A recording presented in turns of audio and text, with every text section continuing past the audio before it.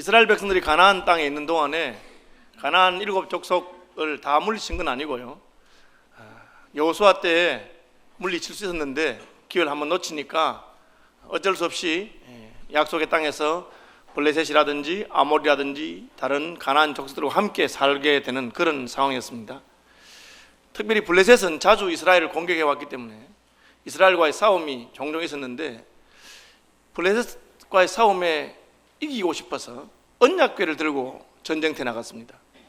이 언약궤는 애굽의 바로를 물리치고 그리고 광야 생활 중에서 가나안 정복 가운데서 이스라엘에게 늘 승리를 보장해 주던 그런 언약궤처럼 여겨졌습니다. 그러나 안타깝게도 에베네셀 전투에서 이스라엘은 언약궤를 빼앗기고 맙니다. 언약궤만 가지고 가면 승리할 줄 알았는데, 사실은 언약궤는 우리가 끌고 다니면서 우리의 승리를 보장해주는 그런 부적 같은 것이 아니고, 우리가 언약궤를 따라다니면서 하나님 말씀을 순종해야 되는 그런 존재였습니다. 그래서 언약궤를 빼앗겼는데 하나님께서는 자기 영광을 잃어버리는 분이 아니기 때문에 블레셋 사람들이 언약궤를 둔 다곤 신의 신상이 언약궤 앞에 절하게 만들고, 또 세워놓으니까 이제는 목과 팔다리가 부러지게 만들고, 언약궤가 가는 곳마다 블레셋 지경에는 큰 재앙이 나오고, 그래서 블레셋 사람들이 할 수 없이 언약궤를 젖 나는 암소에 매운 수레에다가 싣고 베스메스로 보냈습니다. 그래서 베스메스의 언약궤가 돌아왔어요. 그냥 언약궤만 돌아온 게 아니고 금 쥐와 금 독종의 형상을 만든 금덩어리 12개를 넣어서 같이 보냈습니다. 베스메스 사람들이 보니까 언약궤가 돌아와서 너무너무 기뻐하고, 또 언약궤 옆에 상자가 있는데 상자를 열어보니까 금이 12덩이나 들어있었어요. 그러니까 이 기뻐하고 좋았는데 베스메스 사람 가운데 언약궤 안에는 뭐가 들어있을까? 여기 금상자에는 금이 들어있는데, 그래서 언약궤를 열어보았습니다. 그 바람에 베스메스 사람들이 많이 죽었습니다. 이 죽음으로 말미암아 베스메스 사람들은 언약궤에 대해서 놀라게 되고, 이게 가까이 하기에는 너무 먼 당신이다, 그런 생각이 들어서 어떻게 언약궤를 우리가 가지고 있는 게 안 좋겠다 하고는 기럇 야림 사람들에게 언약궤를 가져가시오, 그렇게 말했습니다. 그러니까 언약궤가 이게 버릴 수도 없고 또 우리가 가지고 있기에는 너무 이게 위험 부담이 많다, 그렇게 생각한 거죠. 신앙생활 하는 분들 중에도 그런 분도 있습니다. 내가 교회를 떠날 수는 없고 하나님을 믿어야 되겠는데 이 하나님을 너무 가까이 하는 게 이게 안 좋다, 그런 생각이 드는 거죠. 교회에 오랫동안 나오면서 등록하지 않은 분들은 그런 마음을 가지고 있는 분 같아요. 그냥 내가 원하는 시간에 가서 예배 드리고 기도하고 할 테니까 나에 대해서 관심을 가지지 말았으면 좋겠다. 그래서 등록하라 하면, 자꾸 등록하라 하면 교회 안 나올 겁니다, 그렇게 말씀하는 분들도 계시더라고요. 특별히 지방에서 서울로 올라온 청년들 가운데 그런 경향이 종종 있습니다. 지방에서 장로님의 자녀로 혹은 목사의 자녀로서 신앙생활 잘하고 잘하는 정도가 아니라 아버지가 워낙 닥달하시니까 할 수 없이 새벽기도 나오고 주일학교 교사 봉사도 하다가 이제 혼자가 되니까 너무 자유스러운 거예요. 그래서 내가 예수를 안 믿겠다는 건 아니고 그냥 적당한 선에서 예배 드리고 싶을 때 예배 드리고 말고 싶을 때 말고 그렇게 하자 하고 세월을 보내는 것처럼, 내가 언약궤를 싫어하는 건 아니지만 언약궤가 우리 동네에 있는 것은 너무 부담스럽다, 언제 또 언약궤 때문에 우리에게 재앙이 닥칠지 모르니까 좀 멀리 있으면 좋겠다, 그렇게 생각하는 것 같아요. 그래서 제가 교회는 나오겠지만 혹은 등록은 하겠지만 목사님 저희 집에 신방할 생각도 마시고 저에 대해서 물어보지도 마시고 그냥 저를 내버려 두세요, 그렇게 생각하는 거죠. 베스메스 사람들의 마음은 이런 것 같습니다. 그래서 기럇 야림 사람들이 언약궤를 가져가시오, 그렇게 말하는 거죠. 사실 언약궤는 그 언약궤를 모신 사람들에게 큰 복이 될 수가 있습니다. 그러나 베스메스 사람들은 오히려 그것이 부담스러운 것으로 생각했던 것 같습니다. 기럇 야림 사람들은 바보처럼 가져가라니까 언약궤를 가져갑니다. 지난번에 언약궤 때문에 베스메스에서 큰 재앙이 있었고, 언약궤를 옮기던 암소, 전난 암소는 언약궤를 옮기자마자 죽어서 제물로 하나님께 바쳐졌습니다. 그런 일을 모를 리가 없지만 묵묵히 그냥 기럇 야림 사람들은 언약궤를 가지고 갔습니다. 그리고 아비나답이라고 하는 산에 사는 아비나답의 집에 언약궤를 둡니다. 아비나답도 아주 그냥 바보 같은 사람이에요. 너네 집을 내서 언약궤를 보관하자 하니까 예 하고는 아마 그의 집이 가장 높은 데 있었는지 어쨌든 산에 있는 아비나답의 집에, 그리고는 자기 아들 보고 얘야 이 언약궤 조심해야 된다. 언약궤를 잘못 건드려서 사람이 죽고 하니까 네가 늘 딴 일 하지 말고 이 일만을 하도록 해라. 얼마나 수고가 많이 드는 그런 일을 아무 소리 하지 않고 맡아서 하게 되는 것입니다. 그걸 적어놓고는 궤가 기럇 예아림에 들어간 날부터 20년 동안을 오래 있은지라 그렇게 되어 있습니다. 20년이 휙 지나간 거죠. 언약궤를 모셔왔는데 20년이 지나갔다. 이 궁금한 것은 그동안 이스라엘 백성들은 뭘 했느냐 하는 겁니다. 전쟁에 이기고 싶어서 언약궤를 가져갔는데 뺏겼습니다. 7개월 만에 하나님이 돌려보내 주었어요. 얼마나 기쁜 일입니까? 그러나 이스라엘의 장로들이나 제사장들이나 아무도 언약궤를 다시 찾아와야 되겠다고 생각하지 않고 그냥 그 산골짜기에 기럇 예아림의 아비나답의 집에 그냥 거기 두는 게 좋다고 생각한 거죠. 신앙생활 하지만 적당한 거리를 두면서 그렇게 하는 거죠. 왜 교인들이 큰 교회를 가느냐? 가면 아무도 나를 모르기 때문에. 그래서 나 혼자서 예배하고 싶으면 예배하고, 내가 은혜 받으면 그것도 그냥 무명으로 헌금하고, 뭐 그렇게 신앙생활 하고 싶다, 그런 생각을 하는 것이죠. 하나님과도 적당한 거리를 유지하면서 살고 싶은 마음이 있었는지 모릅니다. 그러나 조심할 것은 그 세월이 금방 20년이 지나간다는 거죠. 하나님 그냥 좀 지금은 저를 버려두세요. 나중에 때가 되면 제가 다시 한번 열심을 내고 하나님 제대로 한번 섬겨보겠습니다. 그런데 하는 순간에 10년이 지나고 하는 순간에 20년이 지나고 벌써 하나님 만날 때가 가까이 오게 되는 것입니다. 결국 그렇게 평생 교회에 적을 두고 있었지만 한 번도 진심으로, 한 번도 분발해서 참 책임있게 하나님을 섬기지 못하는 세월이 지나갈 수 있습니다. 반면에 기럇 예아림의 아비나답은 자기 집에 언약궤를 모시는 사람이었습니다. 후일에 언약궤를 모시는 것이 얼마나 복된 일인가 하는 것을 알았던 사람이 있습니다. 그가 바로 다윗 왕입니다. 다윗은 왕이 되자마자 아비나답의 집에 있는 언약궤를 예루살렘으로 모시기를 원했고, 언약궤가 예루살렘에 들어왔을 때 그는 너무 기뻐서 춤추면서 뛰어놀았던 사람입니다. 그리고 내가 할 수 있으면 언약궤를 제대로 모실 성전을 짓고 싶어 했던 사람이 바로 다윗입니다.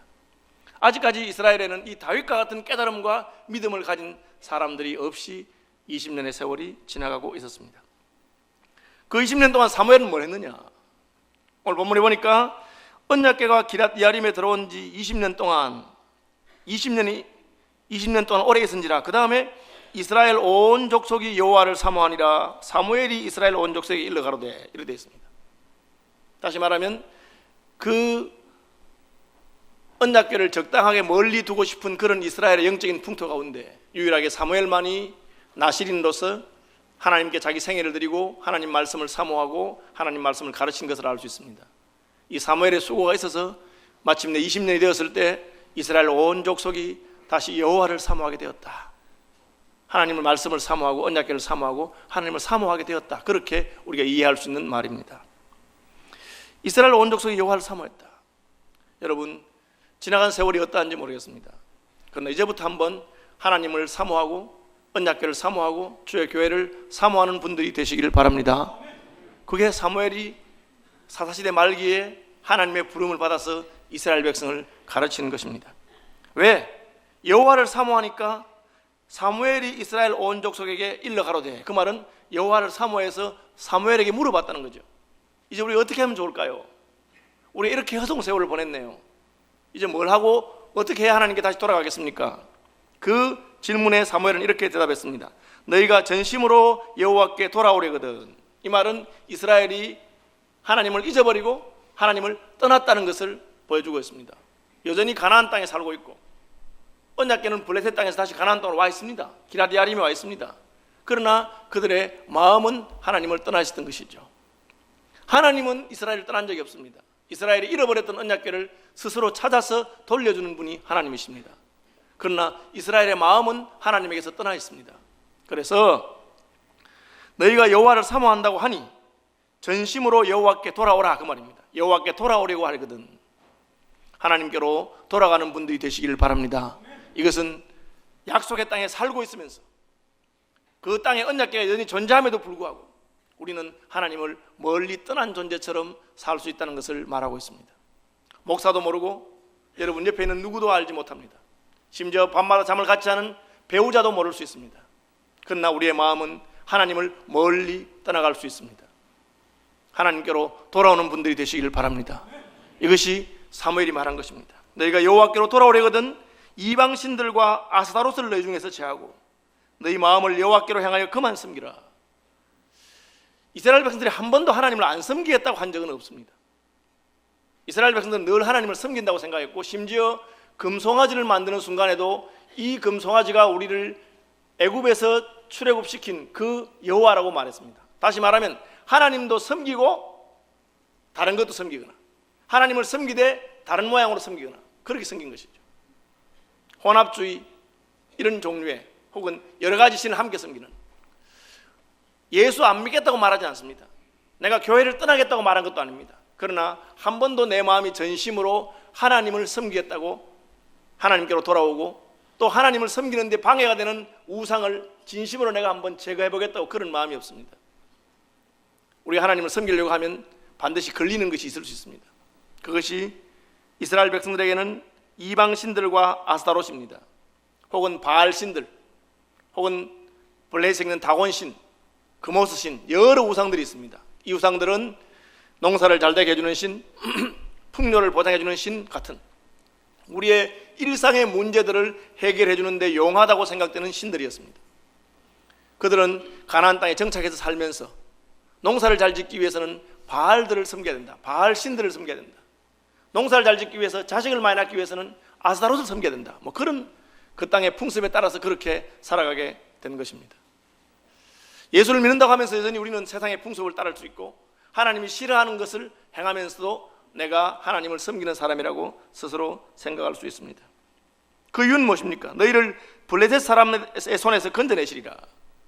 늘 블레셋과 싸우니까 블레셋의 공격이 두렵고, 왜 블레셋은 저렇게 힘이 세고 강할까? 보니까 블레셋은 자기들이 섬기는 신들이 있어요. 그래서 우리도 블레셋이 섬기는 신을 섬기면 괜찮을까? 그렇게 생각할 수 있습니다. 다시 말하면 세상의 염려가 하나님 말고 다른 것들을 섬기게 만든 것이죠. 오늘날 무슨 대놓고 돌덩어리를 섬기거나 대놓고 나무를 섬기거나 하는 사람 많지 않습니다. 그러나 우리의 마음속에 여전히 재물이나 시대의 풍조를 따라서 여러 가지를 섬기는 것이 있을 수 있습니다.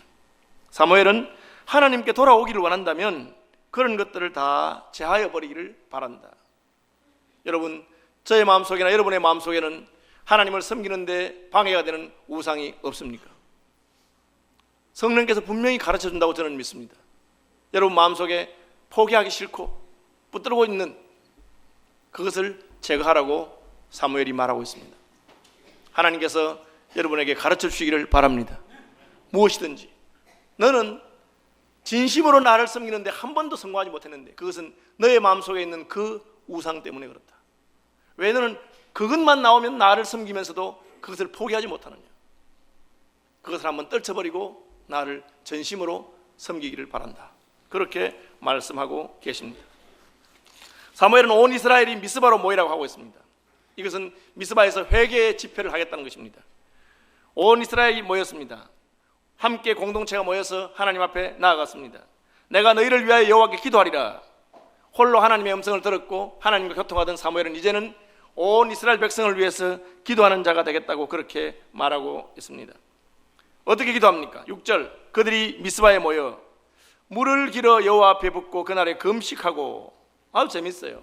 온 이스라엘이 모여서 하나님께 돌아오는데 물로서 족합니다. 물을 길어 부었습니다. 어떤 사람들은 생각하기를 우리가 하나님께 나아갈 때 얼마나 많은 재물을 드려야 할까, 혹은 천천의 수양이나 만만의 황소를 드려야 될까라고 생각하는 사람들이 있습니다. 그러나 사무엘은 이스라엘 백성들에게 물을 길어 오너라, 그리고 물을 붓자. 물은 우리를 씻는 것의 표시입니다. 우리는 하나님 앞에 더러운 자요 죄인인 것을 기억하게 하는 것입니다. 그는 여호와의 제단에 물을 붓고 그리고 금식하면서 하나님께 기도하자고 말하고 있습니다. 금식은 무엇입니까? 먹는 것을 끊는 것이죠. 왜 먹는 것을 끊습니까? 이날까지 우리가 먹는 것 때문에 하나님을 떠났다는 것이죠. 먹는 것 때문에 하나님을 떠났기 때문에 먹는 것을 정지하고 금식하면서 나가겠다는 것입니다. 여러분, 하나님께 나아갈 때 우리가 많은 재물이 필요한 것은 아닙니다. 우리 마음의 결단이 있으면 됩니다. 어떻게? 내가 더러운 자요 하나님의 은혜로 씻김 받기를 바란다. 주의 보혈이 나를 씻어주시길 바란다. 그런 마음이 있으면 됩니다. 나는 욕심 많은 자이기 때문에 먹는 것을 포기하지 못했어. 이날까지 먹는 것 때문에 하나님을 제대로 섬기지 못하고 먹는 것이 나의 우상이 되었다. 그러니까 이제는 금식하면서 나아가겠다. 하나님께 나의 먹는 것을, 나의 죄를 맡기겠다고 하는 것입니다.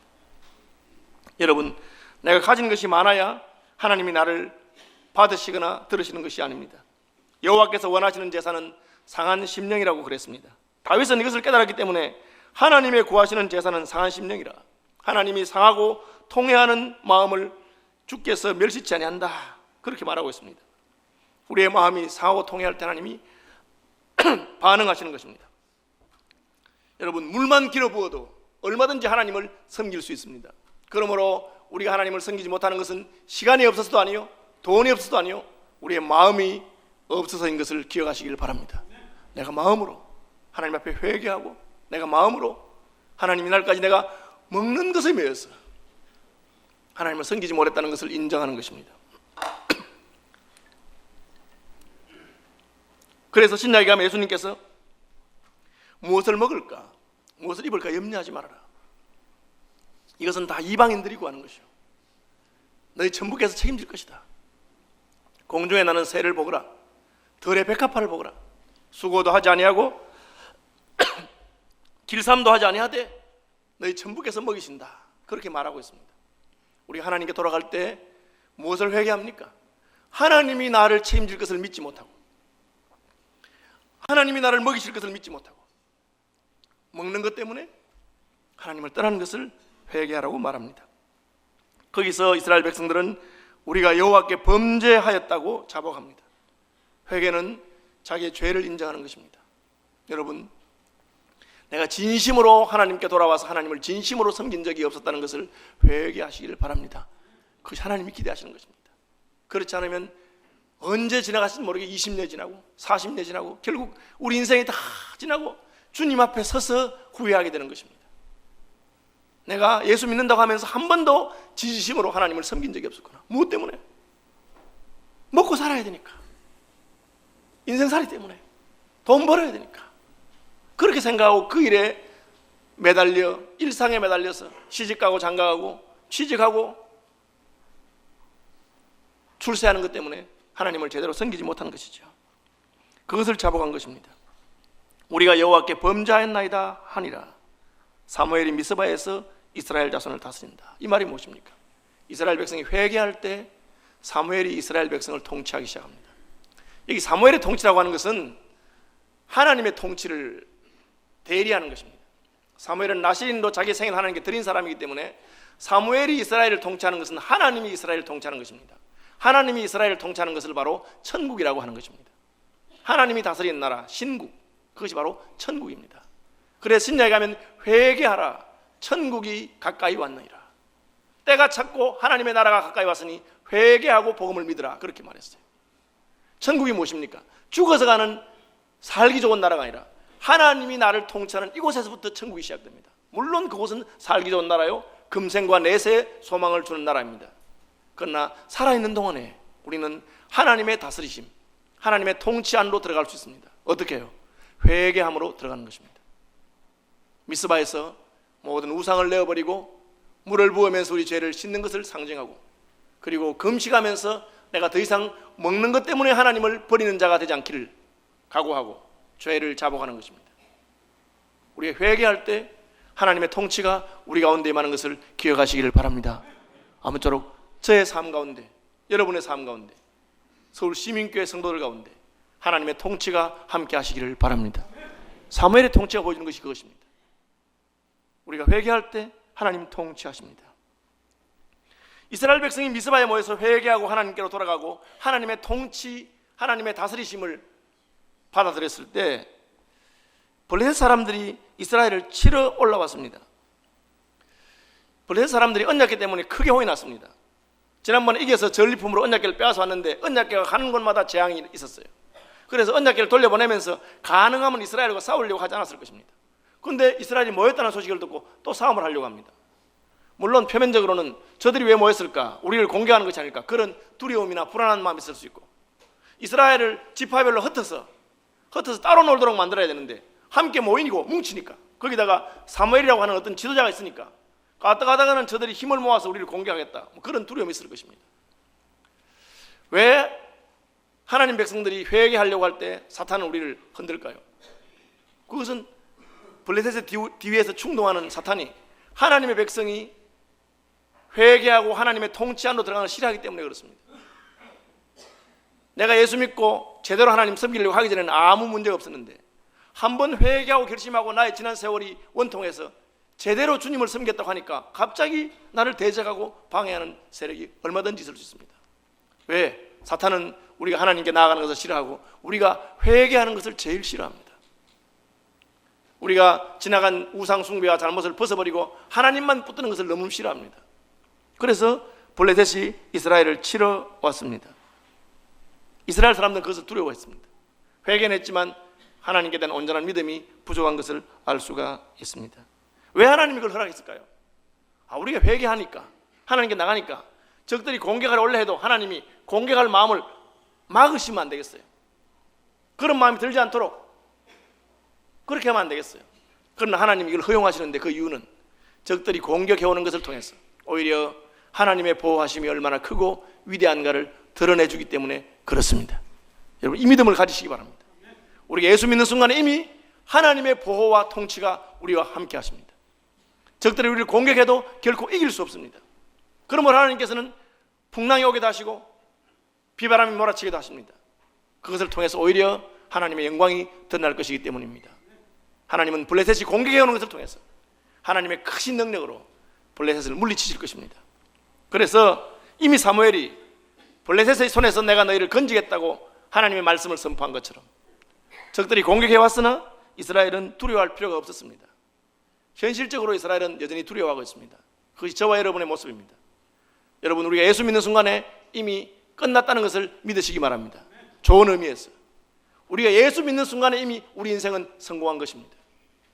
우리 예수 믿는 순간에 이미 우리는 끝난 것입니다. 하나님의 자녀가 되었습니다. 하나님 우리와 함께 하실 것입니다. 우리가 회개하고 주께로 돌아가는 순간에 주님 우리를 용납하시고 우리를 책임지시고 덜의 백합화와 공중에 나는 새를 입히시고 먹이시는 것처럼 수고하고 무거운 짐진 자들의 짐을 대신 져주겠다고 약속하신 것입니다. 그런데 현실은 블레셋이 우리를 공격하러 달려옵니다. 우리는 두려워할 필요 없이 믿음으로 주님을 붙들면 됩니다. 많은 경우 우리는 여전히 두려워하고 있습니다. 그래서 사무엘에게 찾아갔습니다. 사무엘에게 이르되 당신은 우리를 위하여 우리 하나님 여호와께 쉬지 말고 부르짖어 우리를 블레셋 사람의 손에서 구원하게 하소서. 이게 뭡니까? 가서 부르짖을 사람이 있다는 거죠. 얼마나 놀라운 일입니까? 사무엘이 가서 말하면 됩니다. 왜? 사무엘이 블레셋 손에서 하나님이 건지겠다고 말했기 때문에.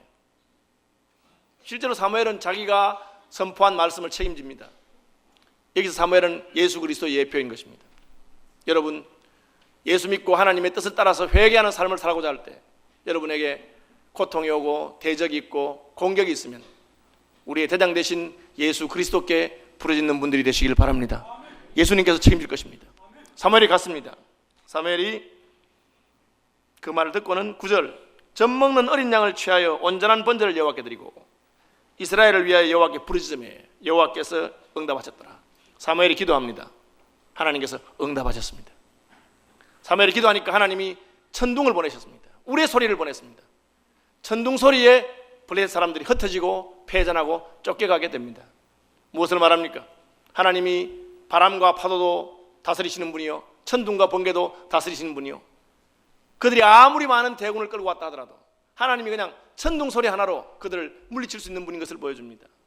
제 후배 중에 일본의 니온 대학의 종신 교수가 하나 있는데 경제학 교수입니다. 제가 지난번 일본 방문했을 때 이런저런 교제하는 중에 그 쓰나미가 와서 일본에 피해가 많았잖아요. 그래서 핵발전소가 막 피해를 보고 했잖아요. 그래서 쓰나미 때문에 얼마나 피해를 받느냐 물으니까 일본 경제가 적어도 10년은 물러갔다 그렇게. 제가 깜짝 놀랐어요. 그 파도 한 번에 일본 경제가 세계에서 가장 잘 사는 나라 중에 하나입니다. 10년은 물러간 정도입니다. 하나님 두려우신 분이시죠.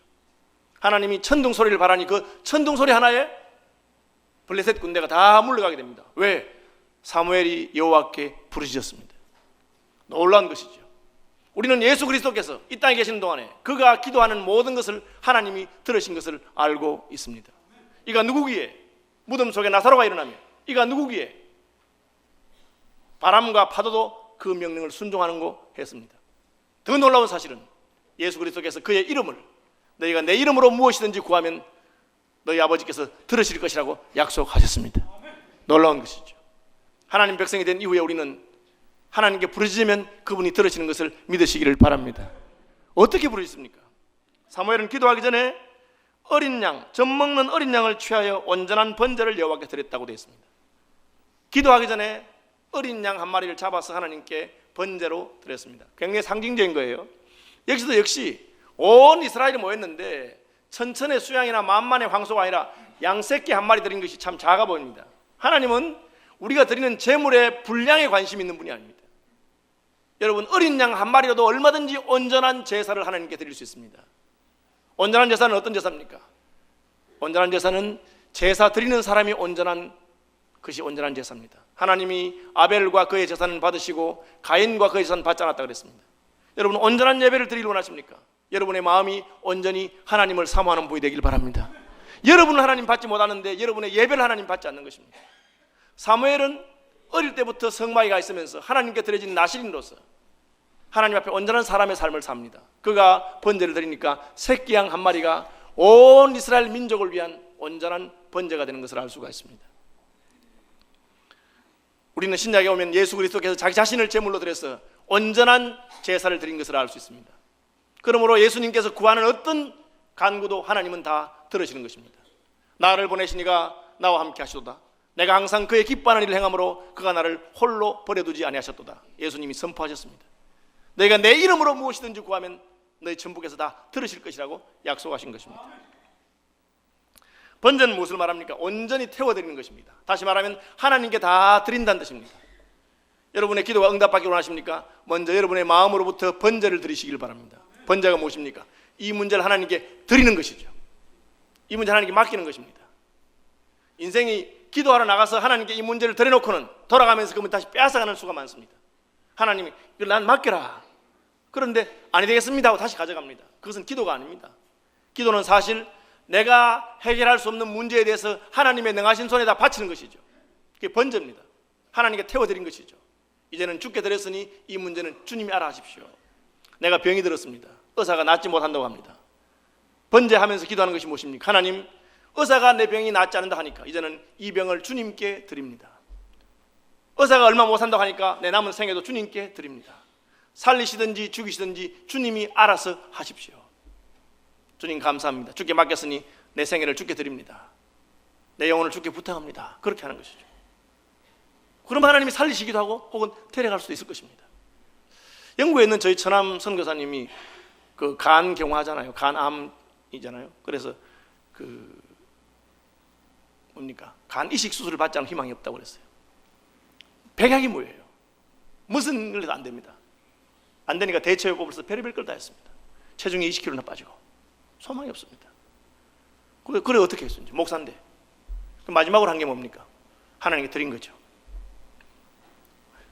하나님, 이제 제 영혼을 받으시길 원하십니까? 제 영혼을 받아 주옵소서. 제 영혼을 주께 드립니다. 남은 생애 동안 제가 어떻게 살다 갈까요? 그때부터 스톱입니다.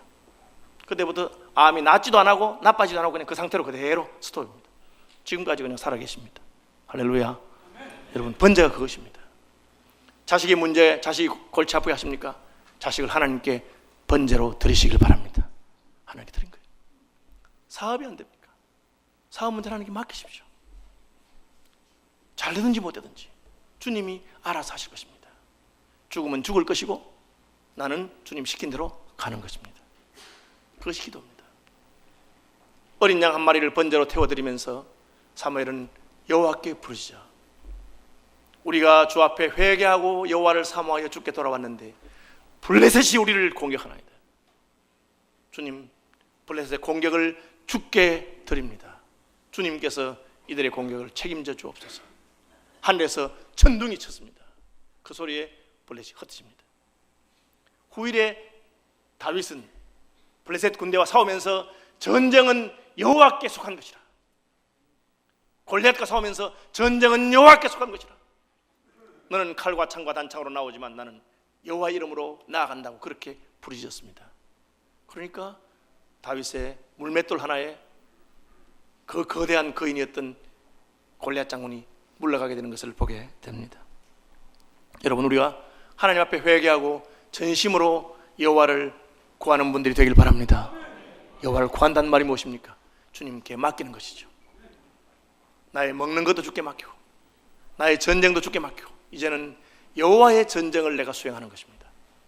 그래서 지혜로운 여인 아비가일은 다윗에게 하나님께서 하나님의 생명사계로 당신을 감싸셨습니다. 이는 왕이 다윗 내 주께서 여호와의 전쟁을 싸우기 때문에 하나님 일을 하기 때문에 그렇다고 그렇게 고백하는 것을 보게 됩니다. 블레셋이 공격하러 왔다가 그냥 천둥소리 한 방에 다 어지럽혀지고 패하고 물러가게 되고 벳갈랄에 이르기까지 패전하게 됩니다.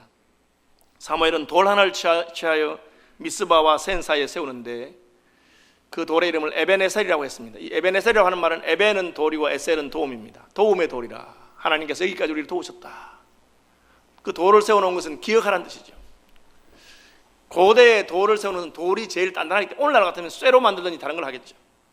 돌을 세우는 것은 돌이 오래가고 단단하기 때문에 그 돌을 세워놓고 오고 오는 세대에 누구든지 이 돌을 보는 사람은 하나님이 여기까지 도우시더라. 우리가 제사하고 예배드리는 중에 적들이 공격해 왔는데 여호와께 부르짖었더니 천둥소리로 그들을 물리치셨다. 그것을 기억해라. 왜 돌을 세웁니까? 우리만 도우는 것이 아니라 이 돌이 서 있는 동안에 이 돌을 보는 오고 오는 세대의 모든 사람이 하나님의 도우심을 기억하라는 것입니다. 그리고 그것을 성경에 기록해 두었습니다. 이 성경을 읽는 자마다 여호와께서 도움의 돌이 되는 것을 믿으시기 바랍니다. 그걸 말합니다.